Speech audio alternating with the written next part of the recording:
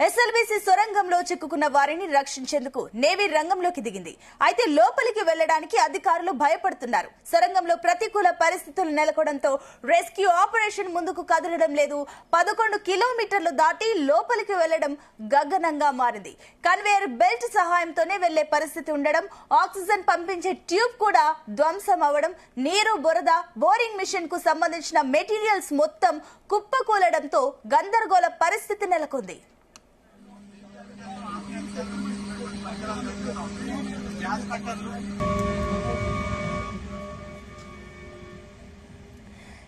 SLBC టన్నెల్లో గందరగోళ పరిస్థితి కనిపిస్తుంది. రెస్క్యూ ఆపరేషన్ చేసినప్పుడల్లా కూడా ఏదో ఒక ఆటంకం తలెత్తుతూనే ఉంది. దీనికి సంబంధించి మరిన్ని డీటెయిల్స్ మా కరెస్పాండెంట్ జానయ్య అందిస్తారు. జానయ్య, ఇప్పుడు ఎస్ఎల్బీసీ టన్నెల్లో సహాయక చర్యలు ఎంతవరకు వచ్చాయి? మరోపక్క ఆక్సిజన్ సరఫరా చేసే ఆ ట్యూబ్ కూడా ధ్వంసమైనట్లు తెలుస్తుంది. ఏంటి పరిస్థితి?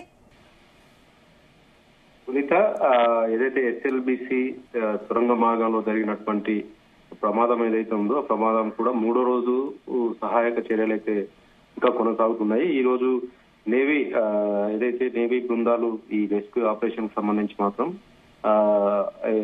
సహాయక చర్యలైతే కొనసాగిస్తున్నారు. అయితే కొద్దిసేపటి క్రితమే మంత్రి కోమటిరెడ్డి వెంకటరెడ్డి కూడా అక్కడికి చేరుకొని వారిని కాపాడే విధంగా, లోపల చిక్కుకున్న వారిని కాపాడే విధంగా అన్ని చర్యలు తీసుకుంటున్నామని చెప్పి కూడా ఆయన చెప్పడం జరిగింది. అయితే ఈ సొరంగ మార్గం ఏదైతే ఎస్ఎల్బీసీ సొరంగ మార్గం ఏదైతే ఉందో అది 14వ కిలోమీటర్ వద్ద ఈ ప్రమాదం చోటు చేసుకోవడం జరిగింది. అయితే ముఖ్యంగా ఈ ప్రమాద ఘటనకు సంబంధించి వాటర్, నీరు, అలాగే రాళ్లు, మట్టి, ఇవి అంతా కూడా మిక్స్ తోటి బురదగా మారడం తోటి ముందుకు వెళ్ళలేని పరిస్థితి. అయితే ఈ 14వ కిలోమీటర్ దగ్గర ఈ ప్రమాదం చోటు చేసుకుంటే ఇటు వెనుక వైపుకు దాదాపుగా 12-11 కిలోమీటర్ వరకు కూడా వాటర్, అలాగే ఇటు 13 కిలోమీటర్ ముందుకు 14 కిలోమీటర్ వరకు కూడా మొత్తం మట్టి, బురద, అంతా బురదమయంగా మారడం తోటి లోపలికి వెళ్లే సిచ్యువేషన్ లేకుండా ఉండడం తోటి నిన్నటి వరకు కూడా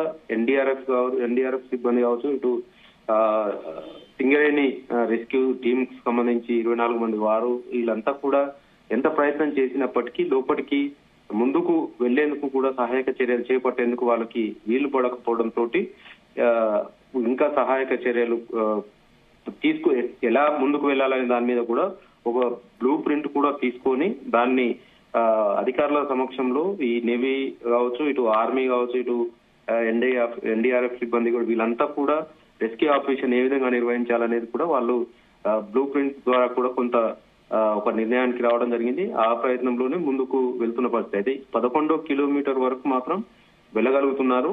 అక్కడి నుంచి మాత్రం మొత్తం వాటర్ ముందుగా అక్కడి నుంచి వాటర్ ఎక్కువగా ఉండడం, ఆ తర్వాత ఆ వాటర్ కంటే ఇంకా వెనక్కి దాని తర్వాత వెళ్తే మొత్తం బురదగా ఉండడం తోటి కొంత ఇబ్బంది కలుగుతున్నప్పటికీ సహాయక చర్యలు అయితే సాగుతున్నాయి. అయితే ఈ రోజు ఇప్పుడు ప్రస్తుతం అయితే ఈ సెంట్రల్ గవర్నమెంట్ సంబంధించి నేవీ బృందాలు లోపలికి వెళ్లేందుకు ప్రయత్నం చేస్తున్నారు. అయితే ఈ సొరంగ మార్గంలో ఏదైతే సొరంగం తవ్వే సమయంలో అక్కడ తవ్వినటువంటి మట్టిని బయటికి పంపేందుకు సైడ్ లో దాదాపుగా సెంటర్ కింది నుంచి కొంచెం లెఫ్ట్ సైడ్ గానీ రైట్ సైడ్ గానీ ఒక పట్టా టైపు ఉంటుంది. దాన్ని మట్టి యువతలకి బయటికి పంపే మట్టి అది. దానిపై నుంచి మాత్రం నడుచుకుంటూ వెళ్లే పరిస్థితి ఉంది.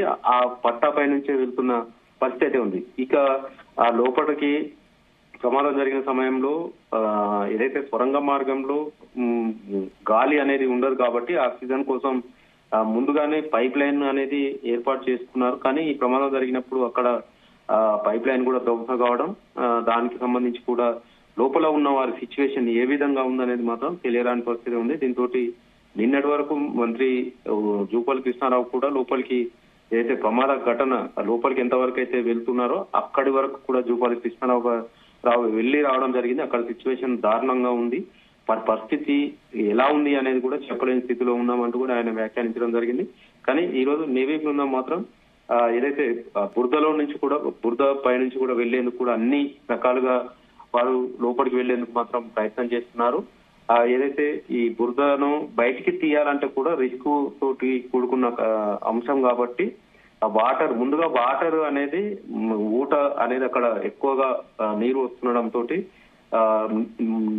మొదటి రోజు కంటే ఈ రోజు వరకు కూడా ఇంకా ముందుకు కూడా మరింత సహాయక చర్యలు చేపట్టేందుకు ఈ అన్ని కూడా ఆటంకం కలిగిస్తున్నప్పటికీ ఇటు వాటర్ అలాగే దానికి అవతల సైడ్ ఉన్నటువంటి మరోవైపు ఉన్నటువంటి బురద రాళ్ళు వీటన్నింటినీ అధిగమించి ముందుకు వెళ్లాలనేది కూడా నేవీ బృందం ప్రయత్నం చేస్తుంది. వీటితో పాటు ఆర్మీ రెస్క్యూ ఆపరేషన్ బృందం కూడా పనిచేస్తున్నారు. మొత్తం ఇటు ఎన్డీఆర్ఎఫ్ కావచ్చు, నేవీ అలాగే ఆర్మీ, ఇటు సింగరేణి సంబంధించినటువంటి రెస్క్యూ వీరంతా కూడా వందల మంది అక్కడ ఈ రెస్క్యూ ఆపరేషన్ కు సంబంధించి లోపల చిక్కుకున్నటువంటి 8 మందిని ప్రాణాలతోటి బయటికి తీసుకురావాలని చూస్తున్నప్పటికీ ఇప్పటికే దాదాపుగా 3వ రోజు ఈ ఘటన జరిగి 3 రోజులు అవుతుంది కాబట్టి లోపల వారి పరిస్థితి ఏ విధంగా ఉందనేది కూడా కొంత ఆందోళన కలిగిస్తుంది. ఎగ్జాక్ట్లీ మీరు చెప్పినట్లుగా 3 రోజులు అవుతుంది. అక్కడ మీరు అన్నట్లుగా ఎన్డీఆర్ఎఫ్ కానివ్వండి, ఎస్డీఆర్ఎఫ్ కానివ్వండి, నేవీ కానివ్వండి, అదేవిధంగా ఇండియన్ ఆర్మీ కూడా రంగంలోకి దిగింది. మరోపక్క మంత్రులు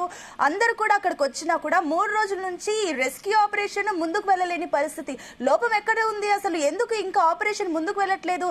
లోపల 8 మంది గురించి పరిస్థితి, దానికి సంబంధించి కూడా ఇంతవరకు డీటెయిల్స్, అసలు వారి పరిస్థితి ఏంటి, వారి కుటుంబ సభ్యులు ఎంత ఆవేదన చెందుతున్నారు అన్న విషయాలు కూడా ఇంతవరకు ఏది మనకు తెలియట్లేదు. ఎందుకు?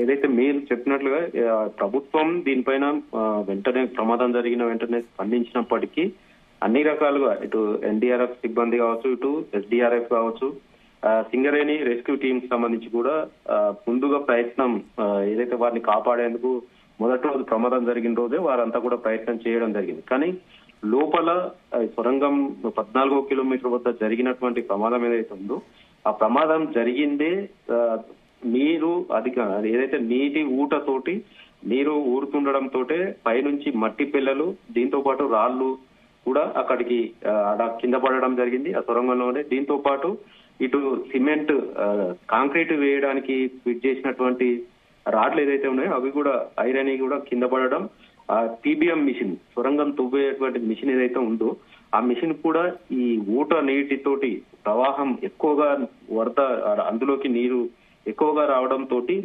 దాదాపుగా టీబీఎం మిషన్ ని 80 మీటర్ల వెనక్కి ఆ వాటర్ నెట్టిందంటే కూడా ఆ ప్రవాహం ఏ విధంగా ఉందనేది కూడా అర్థం చేసుకోవచ్చు.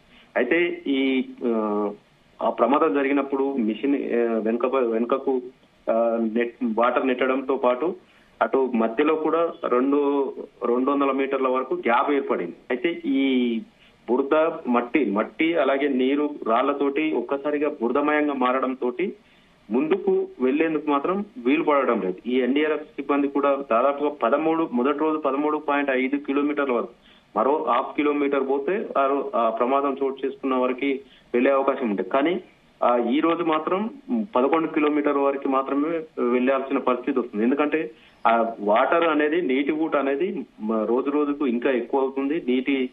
అందులో నీరు ఎక్కువగా ఊరుతుండడంతో నీటి నిల్వ అనేది ఎక్కువగా పెరుగుతుంది. దాదాపుగా ఒక వ్యక్తి అందులో ఆ సొరంగంలో నిలబడితే దాదాపుగా మంచి ఎత్తు వాటర్ కూడా అందులో నిల్వ ఉండడంతో ముందుకు వెళ్ళలేని పరిస్థితి. దీంతో ఇదంతా కూడా రిస్క్ తోటి కూడుకున్న పని కాబట్టి ఎన్డీఆర్ఎఫ్ సిబ్బంది కావచ్చు, ఇటు సింగరేణి కావచ్చు, హైడ్రాకు సంబంధించి కానీ వీళ్ళంతా కూడా ప్రయత్నం చేశారు. కానీ అన్ని విధాలుగా చేసినప్పటికీ సహాయ చర్యలు చేసేందుకు మాత్రం వాళ్ళకు అదంతా కూడా అడ్డంకిగా మారింది. కానీ ఈ రోజు అటు నిన్నటి ఆర్మీ వచ్చారు, వాళ్ళు కూడా చేశారు ప్రయత్నం. కానీ వారికి కూడా ఆ రెస్క్యూ ఆపరేషన్ చేస్తున్నా కూడా అక్కడ ఉన్నదాన్ని బయటికి తీసే తప్ప ముందుకు వెళ్ళలేని పరిస్థితి. అంటే ఆ 14 కిలోమీటర్ వద్ద నుంచి మొదటగా వాటర్ ని బయటికి తీయాల్సి ఉంటుంది.